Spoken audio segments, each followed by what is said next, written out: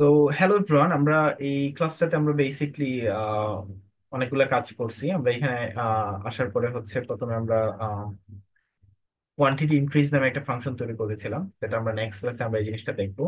And place order নামে একটা function তৈরি করেছি। প্লেস অর্ডার নামে একটা ইনপুট বাটন ক্রিয়েট করেছি এবং ডিলেট প্রোডাক্টটাকে কিভাবে কাজ করে এই কাজটা করছি আমরা।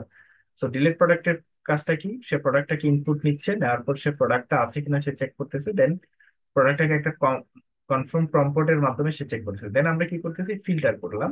State dot add to filter function দিয়ে আমরা ফিল্টার করলাম যে প্রোডাক্ট আইডির সাথে আমার যে বর্তমান প্রোডাক্ট আছে এটা হচ্ছে ম্যাচ করতেছে কিনা।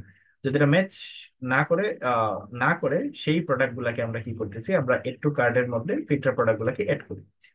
প্লেস অর্ডারের মধ্যে জাস্ট কনসোল লক করে রাখছি। এন্ড কোয়ান্টিটির মধ্যে আমরা প্রথমে হচ্ছে প্রোডাক্টটাকে কোয়ান্টিটি নামে একটা ফিল্ড নিছি, নেওয়ার পরে ইনপুট ব্লার করলাম।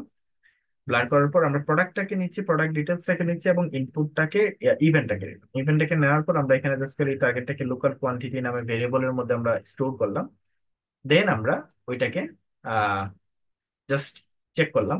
তো ওভারঅল এতটুকু কাজ পর্যন্ত আমরা করছি। আমরা নেক্সট ক্লাসে আমরা দেখবো যে এটাকে কিভাবে কমপ্লিট করে আমরা দেন কি করতে পারি, আমরা এটাকে প্লেস অর্ডারে নিয়ে যেতে পারি। So that's all.